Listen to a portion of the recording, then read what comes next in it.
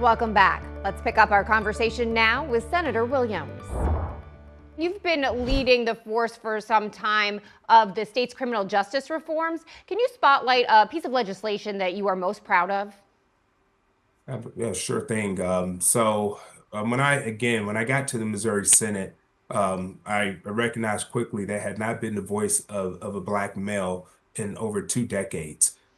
When I was elected, it was right off the heels of George Floyd in Minneapolis, clearly Michael Brown in Ferguson, and I felt there was an opportunity to do something that hadn't been done in a long time, and that was address police accountability, but also from a unique perspective. And that was the simple fact that my uncle was also a police officer. And I recognized clearly that he had a very high stress, dangerous job, and it kept our family up at night. So I worked with law enforcement, activists, progressive organizations like ACLU, and we came up with a comprehensive police accountability reform bill, which allowed us to not only ban chokeholds, but we created the stronger use of force database in the country. We also provided law enforcement with tools to be able to identify bad actors and keep police officers that have committed crimes from bouncing to other neighboring police departments. And then we also addressed something I think is really important. We added a provision around a motion to vacate, which would provide local prosecutors with a tool to determine whether or not someone was wrongfully convicted of a crime they did not commit, which led to freedom of a myriad of men here in the state of Missouri, like Lamar Johnson, who was wrongfully sent to prison for 30 years for a crime he did not commit. He is today a free man because of that legislation. So we're very proud of not only working towards building the trust between law enforcement and the communities that they serve, but also providing a path toward freedom for people like Lamar, who otherwise would still be in prison for a crime they did not commit. Yeah, many different facets to that reform there. Outside the legislature, you also work with the Construction Career Development Initiative. What is that? Well, it's called CCDI, and it stands for Career Construction Development Initiative. And what we focus on is diversifying the construction and design industry. It is affiliate of a local construction company called Clayco.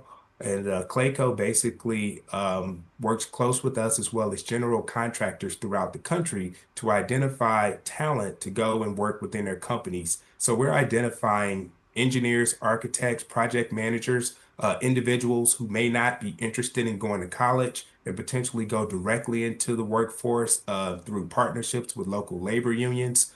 And what it does is allow us to be able to not only diversify the construction and design industry, but it also allows us to get on a trajectory to grow our workforce and create a workforce of tomorrow.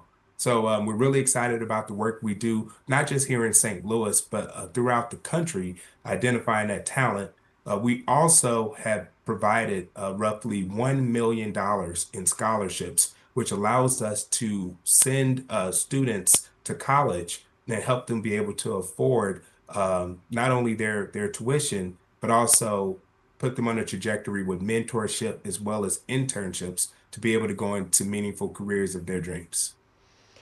And for Black leaders who follow in your footsteps, young politicians who may just be starting out, can you offer some perspective or advice for their futures in politics? Well, I think it's important to recognize that um, public service should always be centered around making the community better, making, in particular, things that you're working on better than they were the day before. And then, most importantly, something that I live by, and that's the simple fact that life moves at the speed of relationships. And I've been able to build some really meaningful relationships that have allowed us to break through partisan barriers and ultimately build bipartisan support on issues that have advanced not only the welfare of Black Missourians, but have also allowed us to be able to understand so many capacities of our state that has only allowed us to become a stronger Missouri. So I would encourage young leaders that are looking to go into public service to recognize that you should be committed first and foremost to service, and you should also value the importance of building relationships. Wow, that is some great advice. Thank you, Senator, for joining us today. Hey, thank you so much for having me, and you all have a great evening.